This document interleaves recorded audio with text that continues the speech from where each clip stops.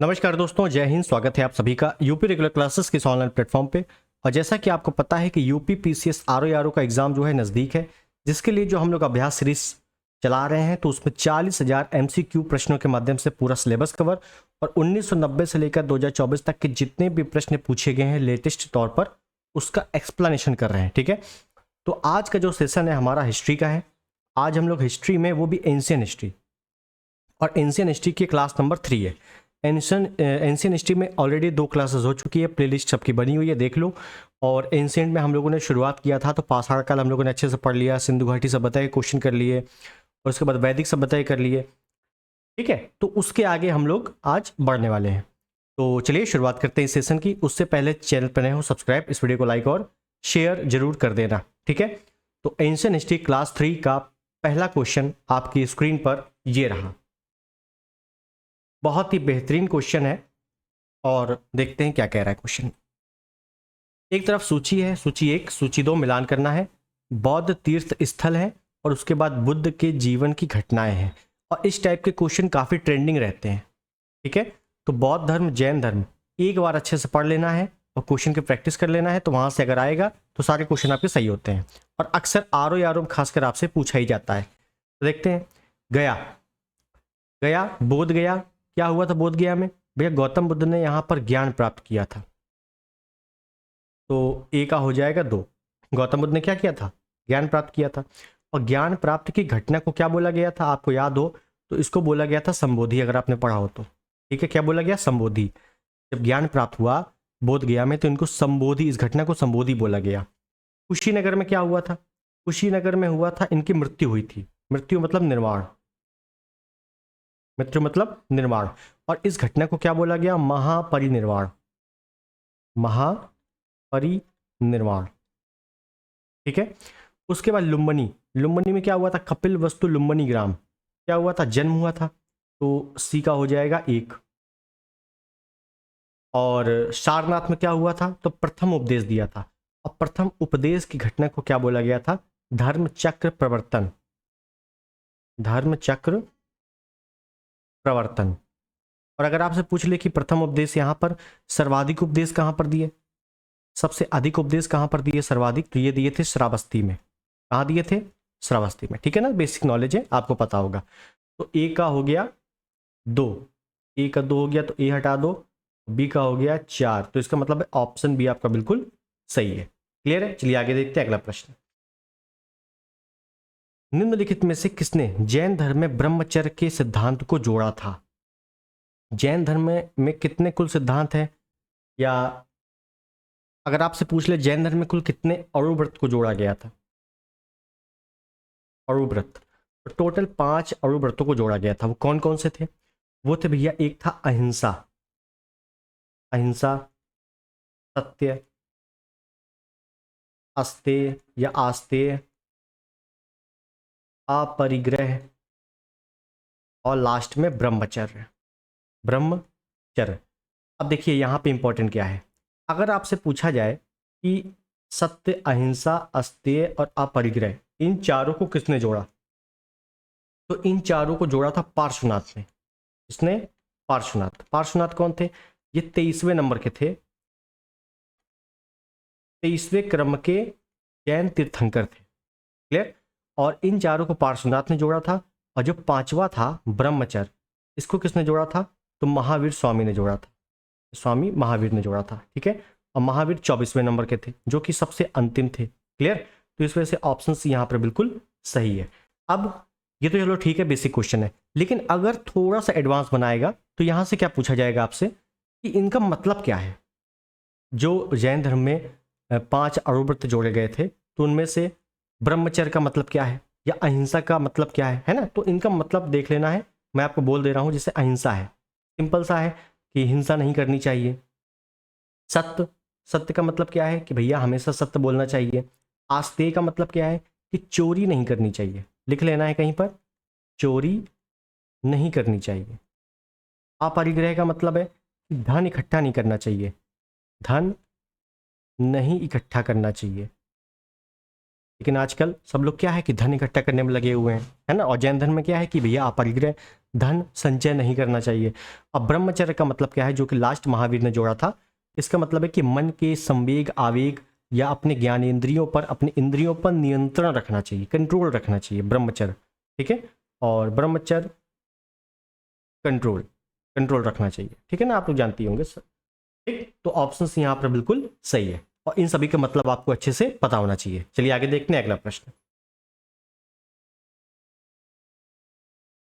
जैन सभा जिनमें 5वीं 6वीं शताब्दी में जैन ग्रंथों का सार संकलन करके लिपिबद्ध किया गया था, कहां पर आयोजित की गई थी? देखिए, हुआ ये कि जैन सभा में या जैन सभा में 2 संगीती सभाएं हुई हैं। कितनी संगीती सभाएं? 2। जैसे बौद्ध धर्म में कितनी संगीती सभाएं हुई हैं आपने पढ़ा होगा। बौद्ध धर्म में 4 हुई हैं। ठीक है, उन चारों के बारे में आगे विस्तार से देखेंगे। यहां पे आपको समझना है 2। जो पहली हुई है कहां पर हुई है? पाटलिपुत्र। पाटलिपुत्र में। कौन सी? पहले नंबर की, 300 बीसी के करीब। ठीक, और इस समय शासन किसका है? तो चंद्रगुप्त मौर्य का है, चंद्रगुप्त मौर्य का। क्लियर है। और इसी समय पाटलिपुत्र में क्या हुआ है कि अकाल पड़ गया है। क्या पड़ गया है? अकाल। आपने सुना होगा, अकाल पड़ गया है, आपने अगर बेसिक चीजें पढ़ी हो तो। और इस अकाल का उल्लेख किसमें किया गया है? तो सहोगोरा और महास्थान ताम्रपत्राभिलेख में है। यह सहोगरा भी होता है, कहीं कहीं सहोगरा लिखा होता है, सहोगरा या महास्थान। महास्थान ये क्या है? दोनों ताम्रपत्राभिलेख हैं, भिलेख। ठीक है, और ये किसके समय का है? ये दोनों, ये है भैया मौर्य वंश के समय का। तो जब आगे हम लोग मौर्य वंश पढ़ेंगे ना डिटेल में, तो बहुत अच्छी अच्छी चीजें हैं।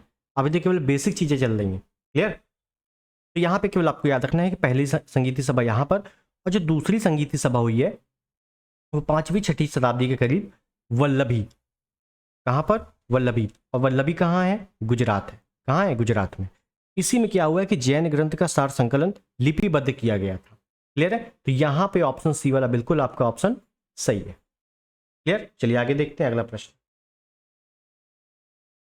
निम्नलिखित खगोल विदों में से कौन अवंती का निवासी था?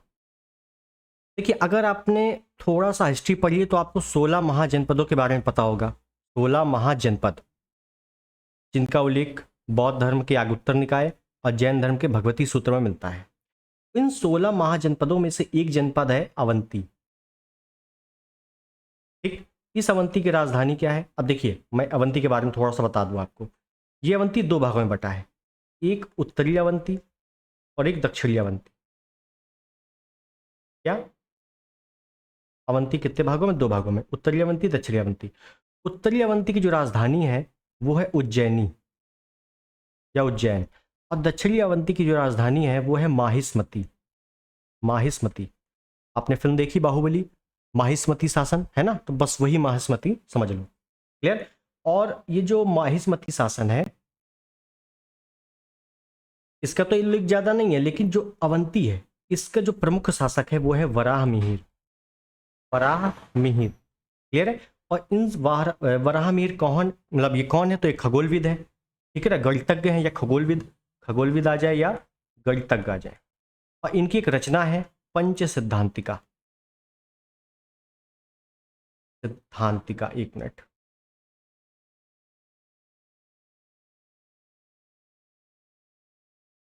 पंच सिद्धांतिका। क्लियर है। किसकी रचना है? वराहमिहिर की। कौन है? खगोलविद या गणितज्ञ हैं। कहाँ के हैं? उज्जैन के। क्लियर है। तो यहाँ पे ऑप्शन डी आपका बिल्कुल सही हो जाएगा। मेरी बात समझ रहे हो। और ये वराहमिहिर के बारे में बहुत अच्छे से हम लोग पढ़ेंगे गुप्त वंश में, बहुत अच्छे से डिटेल्ड में। क्लियर है। तो अभी केवल आप लोग पढ़ते चलो केवल। आगे देखें अगला प्रश्न। सूची 1 सूची 2 मिलान करना है। बहुत ही सिंपल प्रश्न है।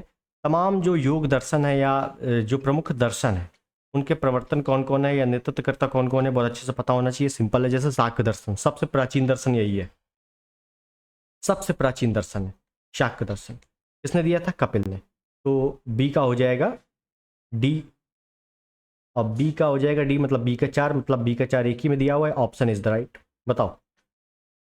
योग दर्शन, तो भैया योगा कौन करता है? बाबा रामदेव। बाबा रामदेव कंपनी का नाम पतंजलि, तो सी का 2 कर दो। न्याय, न्याय कौन देता है? गौतम बुद्ध, गौतम कर दो। वैशेषिक, कणाद। क्लियर है? तो इस हिसाब से याद कर लोगे तो ए ऑप्शन बिल्कुल सही है। नेक्स्ट, स्थल है और संबंधित तीर्थंकर है। और ये आपका आर मेंस में आया हुआ प्रश्न है, तो इसका मतलब है ये प्रश्न पहले तो इंपॉर्टेंट है। देखिए, एक तरफ स्थल है और एक तरफ संबंधित तीर्थंकर है। देखते हैं, और यहाँ से कई प्रकार के क्वेश्चन बनते हैं। जैसे जैसे मैं बोल दूं ऋषभदेव, ऋषभदेव का एक नाम है आदिनाथ। अगर आदिनाथ भी आ जाए ना तो उसका मतलब ये ऋषभदेव, और ये पहले नंबर के हैं। जैन जैन धर्म के जो संस्थापक है वो ऋषभदेव ही माने जाते हैं, पहले नंबर के। क्लियर है? और इनका जन्म होता है भैया अयोध्या में। इनका जन्म कहाँ होता है? अयोध्या में। तो आपसे ये हजारों बार वनडे एग्जाम में पूछा गया प्रश्न है कि भैया जैन तीर्थंकरों में से निम्नलिखित में से किस जैन तीर्थंकर का जन्म अयोध्या में हुआ है? तो ऋषभदेव का जन्म अयोध्या में हुआ है। इनके पिता नाभिदेव थे, और इनका वंश पूछा जाता है, ये किस वंश के थे? तो इनका वंश याद रख लेना है, इक्ष्वाकु वंश। इक्ष्वाकु वंश से संबंधित थे ये। ठीक है? तो ए का हो जाएगा सी, मतलब सी का ए हो जाएगा एक, सी का एक हो जाएगा, तो डी हटा दो और ए हटा दो। क्लियर है? और एक जो है पार्श्वनाथ, 23वें नंबर के पार्श्वनाथ, इनकी जन्मस्थली पूछी जाती है। तो भैया ये संबंधित है वाराणसी से। कहाँ से? वाराणसी। तो ये अलग नोट करके लिख लेना है। उसके बाद पद्म प्रभु, पद्म प्रभु की बात करें तो पद्म प्रभु का जो जन्म स्थान है या संबंधित स्थल है वो है पभोसा। कहाँ है? पभोसा। तो डी का हो गया दो, डी का जैसे ही दो हुआ मतलब सी ऑप्शन एकदम सही है। श्रावस्ती किससे संबंधित है? शंभवनाथ से संबंधित है। और काकंदी किससे संबंधित है? तो सुविधा नाथ से संबंधित है। मैं फिर कह रहा हूँ, सिर्फ 2 या 3 आपको मैं रटाऊंगा और उसी से आप क्वेश्चन बना लोगे, आंसर बना लोगे। क्लियर है? क्योंकि बार बार वही चीजें पूछी जाती हैं। यहाँ पे ऑप्शन बिल्कुल सी वाला सही है। आगे देखते हैं अगला प्रश्न। तीर्थ, जैन तीर्थंकर है और उनकी पहचान है, या उनका जो है प्रतीक चिन्ह पूछा जाता है। क्या पूछा जाता है? प्रतीक चिन्ह। तो देख लेते हैं। महावीर स्वामी जो कि 24वें नंबर के हैं तीर्थंकर, इनका प्रतीक चिन्ह क्या है? सिंह है। डी का दो, डी का दो मतलब ए से हटा दो। पार्श्वनाथ का क्या है? सर्प है।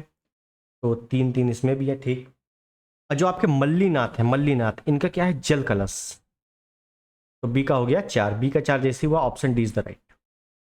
ऑप्शन डी बिल्कुल सही है और काफी बार रिपीटेड क्वेश्चन है, इसी वजह से ये इंपॉर्टेंट है। क्लियर है? चलिए आगे देखें।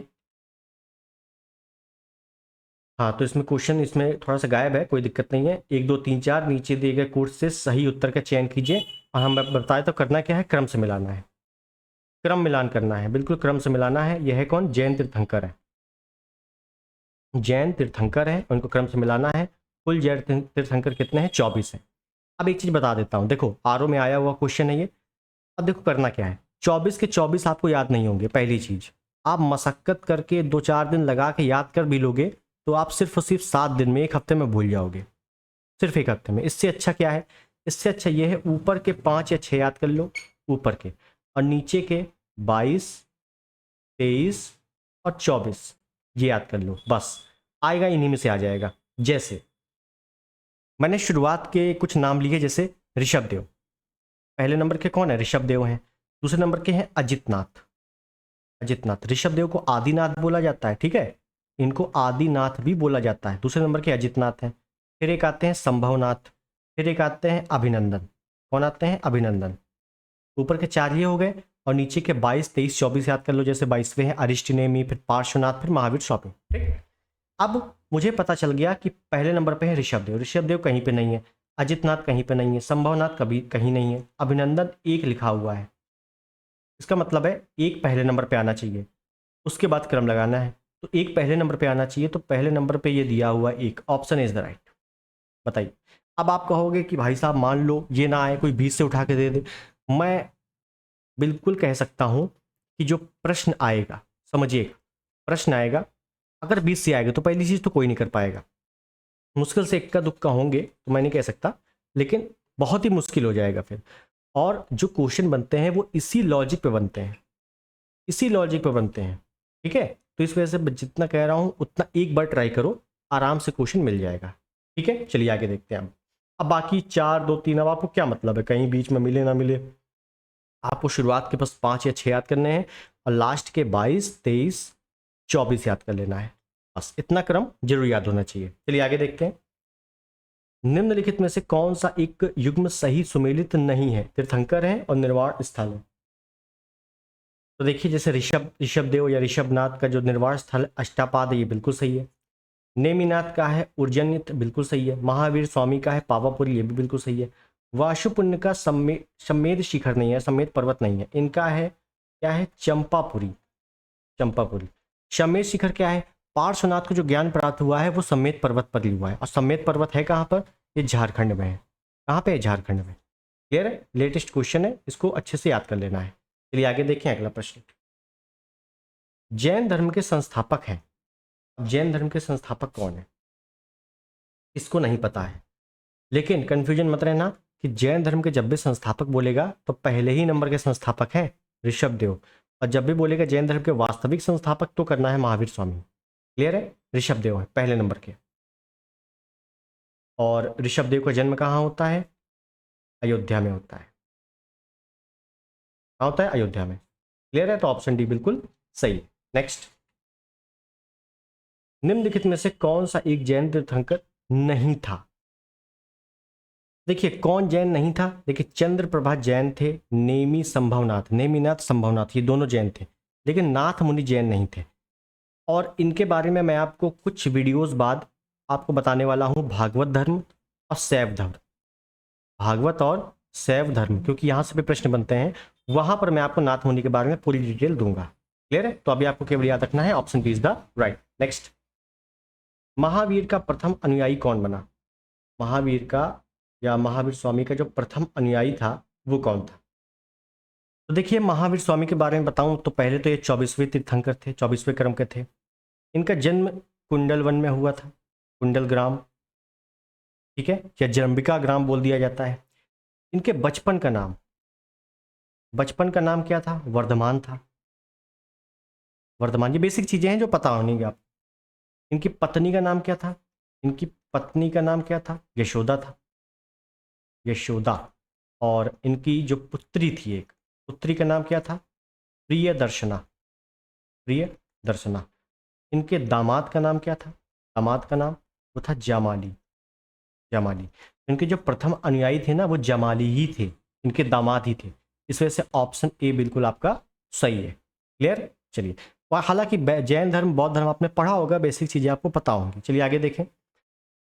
महावीर की मृत्यु के उपरांत निम्नलिखित में से किसके जैन संघ के प्रमुख बनने का वर्णन है? देखिए हुआ क्या कि महावीर स्वामी ने अपने जो शिष्य थे, इनके महावीर स्वामी के जो शिष्य थे, उन शिष्यों को 11 गणधरों में विभाजित कर दिया था, 11 गणधरों में विभाजित कर दिया। ठीक, अब हुआ ये कि महावीर स्वामी जब तक जीवित थे तो इनमें से 10 गणधरों की मृत्यु हो गई, 10 गणधर क्या हो गई? मृत्यु हो गई। बचा कौन? अंतिम गणधर। अंतिम का मतलब है 10वां गणधर, 10वां गणधर या शिष्य। ये कौन था? आर्य सुधर्मा, आर्य सुधर्मा। बस यही कौन था? जैन संघ का प्रमुख बना था बाद में, और इसे जैन धर्म का प्रमुख या प्रथम उपदेशक या थेरा कहा जाता है। क्या कहा जाता है? आर्य सुधर्मा को जैन धर्म का प्रथम थेरा या उपदेशक ये कहा जाता है। तो इस वजह से ऑप्शन डी आपका बिल्कुल सही है। अब यहां से आपको कई सारे स्टेटमेंट वाले क्वेश्चन बनते हैं, जैसे जैन संघ का प्रमुख आर्य सुधर्मा बना था, जैन धर्म का प्रमुख आर्य सुधर्मा 10 गणधरों में से प्रमुख था, ये 10 गणधरों में से प्रथम था। तो भैया प्रथम नहीं था, ये अंतिम था, ये भी याद रखना है। ये किस क्रम का था? ये अंतिम क्रम का था। ठीक है, तो बस यहीं से डिटेलिंग वाले क्वेश्चन बनते हैं। चलिए आगे देखें अगला प्रश्न। त्रिरत्न सिद्धांत, सम्यक धारणा, सम्यक चरित्र, सम्यक ज्ञान किस धर्म की महिमा है? वह है। तो पहली बात तो त्रिरत्न ये जैन धर्म में भी है और बौद्ध में भी है। तो सिंपल सा प्रश्न बनता है कि जैन धर्म के त्रिरत्न कौन कौन से हैं, बौद्ध के त्रिरत्न कौन कौन से हैं?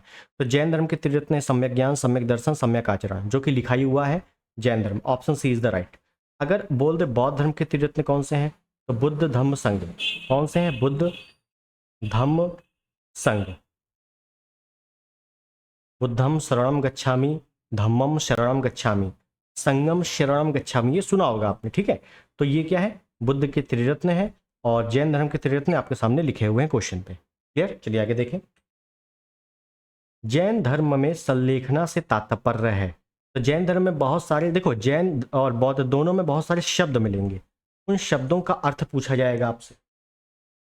जैसे जैन, जैन एक जिन शब्द से बना है। जैन किस शब्द से बना है, जिन। इस जिन का मतलब क्या होता है, विजेता। ये भी आपसे वनडे एग्जाम में काफी पूछा जाता है, ठीक है। फिर एक संलेखना, संलेखना क्या है, तो याद रखना है संलेखना है क्या। संलेखना को ही बोला जाता है संथारा। संथारा समझिएगा बहुत अच्छे से। और संथारा क्या है, ये एक प्रथा है। किस धर्म की है, जैन धर्म की, पहली चीज। और संथारा है क्या, इसमें जो है अपने प्राण त्यागे जाते हैं। उपवास, उपवास या व्रत द्वारा प्राण त्यागना, बस यही है संथारा। और आपने अगर मौर्य वंश के बारे में थोड़ा बहुत पढ़ा है, हालांकि मैं मौर्य वंश काफ़ी डिटेल में पढ़ाऊंगा, मौर्य जैन मौर्य गुप्त जितने भी प्रमुख साम्राज्य हैं उनको मैं काफ़ी डिटेल में पढ़ाने वाला हूँ। तो उपवास व्रत द्वारा प्राण त्यागना। चंद्रगुप्त मौर्य, चंद्रगुप्त मौर्य ने जैन धर्म अपनाया था, ये आपको पता है। और चंद्रगुप्त मौर्य ने ही अपने जीवन के अंतिम समय में ये कहाँ चले गए थे, श्रवण बेलगोला। श्रवण बेलगोला ये कहाँ पे है, ये है कर्नाटक में। यहीं पर इन्होंने प्राण त्यागे थे संथारा प्रथा से। आपसे पूछा जाता है कि निम्नलिखित में से किस राजा ने संथारा प्रथा द्वारा या जैन धर्म की संथारा प्रथा द्वारा प्राण त्यागे थे, तो चंद्रगुप्त मौर्य ने त्यागे थे, ठीक है। तो यहाँ पे क्या होगा, उपवास द्वारा प्राण त्याग, option B is the right. Clear है, बहुत अच्छे समझ में आ गया आपको। चलिए आगे देखते हैं।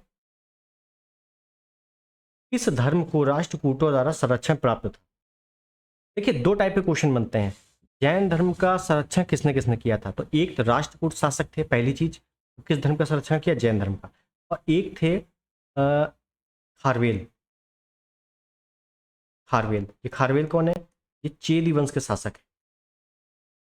चेदी वंश का शासक, चेदी वंश कहाँ का, कलिंग का, ठीक है। कलिंग का चेदी वंश का शासक खारवेल है। और ये जैन धर्मानुयायी है, जैन धर्म का अनुयायी था। तो जैन धर्म का संरक्षण किसने किसने किया, तो खारवेल ने भी जैन धर्म का संरक्षण किया था और राष्ट्रकूटों ने भी। इस वजह से ऑप्शन बी वाला बिल्कुल सही है। नेक्स्ट, निम्नलिखित राजाओं में से कौन जैन धर्म का संरक्षण था, देखो आ गया, कौन था, Kharavela. Option D is the right, ठीक है। सिंपल सा क्वेश्चन है। और खारवेल का एक बहुत ही प्रसिद्ध अभिलेख है जिसको बोला जाता है हाथी गुम्फा का अभिलेख। हाथी गुम्फा अभिलेख, इसी हाथी गुम्फा अभिलेख में चंद्रगुप्त मौर्य का भी उल्लेख है और कलिंग युद्ध का भी वर्णन किया गया है। इस युद्ध का, कलिंग युद्ध। तो आपसे ये भी पूछा जाता है कि कलिंग युद्ध का वर्णन किस अभिलेख में है, तो हाथी गुम्फा अभिलेख में है। किसका है, खारवेल का है। खारवेल कौन, चेदी वंश का। खारवेल जैन धर्म का अनुयायी है। क्लियर, चलिए आगे देखें। नेक्स्ट, यापनीय संघ किससे संबंधित है। देखिए है क्या कि आपको इतना पता है कि जैन धर्म दो भागों में बटा था।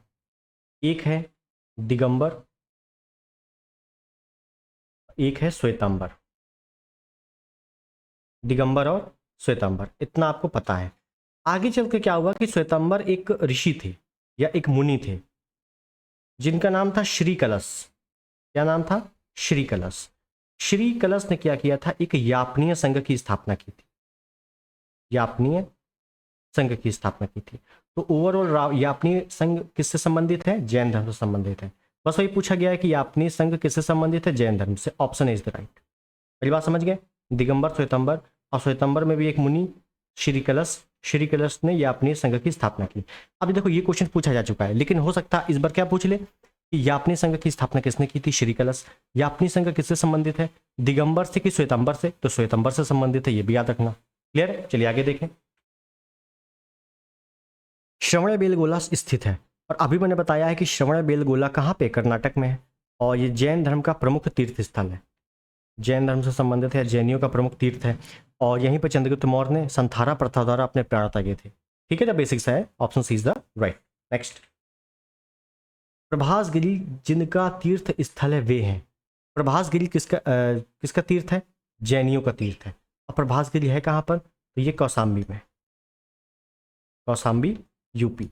मैंने वही क्वेश्चन उठाए हैं जो, हाँ, जिसमें कंफ्यूजन होती है या जो डिफ़िकल्ट है और जो आने की संभावना है। बाकी महावीर के पिता का नाम, माता का नाम, ये आपने खूब पढ़ा होगा, ठीक है। बाकी मैं आपको यहाँ पे पढ़ाने नहीं आया हूँ, मैं केवल बताने आया हूँ कि किस टाइप के क्वेश्चन आपसे पूछे जाते हैं। और जो हार्ड क्वेश्चन है, जिनका उम्मीद है कि हाँ इस बार आ सकते हैं, उनके बारे में, ठीक है। चलिए आगे देखें। बाकी आपको बहुत अच्छे से सब कुछ पता है, आपने पढ़ा भी है। श्रवण बेलगोला में गोमतेश्वर की प्रतिमा, विशाल प्रतिमा, किसने स्थापित की थी? तो श्रवण बेलगोला कर्नाटक में क्या है? एक गोमतेश्वर मूर्ति है। इस मूर्ति या प्रतिमा का स्थापना चामुंडा ने की थी। चामुंडा कौन थे? ये गंगवंश के एक मंत्री थे, गंगवंश के राजा के मंत्री थे, ठीक है। बस इतनी चीजें आपसे पूछी जाती है, तो यहाँ पे ऑप्शन है आप बिल्कुल सही है। नेक्स्ट, जैन धर्म के कर्म परमाणुओं के पूर्ण विनाश को सूचित करने वाली अवस्था को कहा जाता है। देखिए जैन धर्म में क्या है कि निर्वाण प्राप्ति हेतु 3 क्रियाएं हैं। निर्वाण प्राप्ति के लिए 3 क्रियाएं हैं, जिसमें से एक क्रिया यह है कि जैन धर्म के कर्म परमाणुओं के पूर्ण विनाश को सूचित करने वाली अवस्था को क्या कहते हैं? निर्जरा कहते हैं। क्या कहते हैं? निर्जरा। उसके बाद एक है आपका कि कर्मों का आत्मा की ओर प्रवाह। समझिएगा, कर्मों का आत्मा की ओर प्रवाह, इस क्रिया को क्या कहते हैं? आस्त्रव कहते हैं। ये जो आपका ऑप्शन बी में लिखा हुआ है आस्त्रव। उसके बाद है कि कर्मों के प्रवाह को रोकना। अगर कर्मों के प्रवाह को रोका जाए, प्रवाह को रोकना, इस क्रिया को क्या कहते हैं? इस क्रिया को संवर कहते हैं, संवर, ठीक है। तो याद रखना है संवर, आस्त्रव, निर्जरा, ये निर्वाण प्राप्ति के 3 क्रियाएं हैं। किसमें? किस धर्म में? जैन धर्म में, ठीक है। तो यहाँ से निर्जरा आपका पूछा गया था, तो ऑप्शन डी वाला बिल्कुल सही है। बाकी ये वाला पूछा जाए तो बता देना है। क्लियर है? बहुत सारे अच्छे अच्छे क्वेश्चन हैं, ठीक है। चलिए अगला प्रश्न देखें।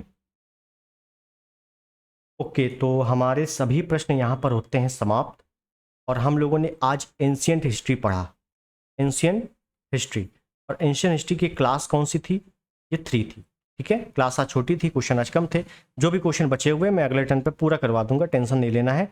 आपका पूरा सिलेबस एक एक प्रश्नों का होगा, लेकिन जो बिल्कुल नॉर्मली प्रश्न है आपने, मैं मतलब मैं चाह रहा हूँ कि आप जो है खुद से पढ़ें एक बार, ठीक है। जब यहाँ से प्रैक्टिस करोगे, पढ़ोगे या पढ़ के यहाँ प्रैक्टिस करोगे तो आपको डबल मजा आएगी और आपका रिवीजन भी काफ़ी बेहतरीन तरीके से होगा। बाकी जितने लेंदी क्वेश्चन है उनको मैं गारंटी लेता हूँ समझाने की कोई दिक्कत नहीं होगी। क्लियर है? तो आई होप चीज़ें आपको समझ में आ गई होंगी। तो मिलते हैं अगले वीडियो में, तब तक के लिए नमस्कार, जय हिंद, वंदे मातरम।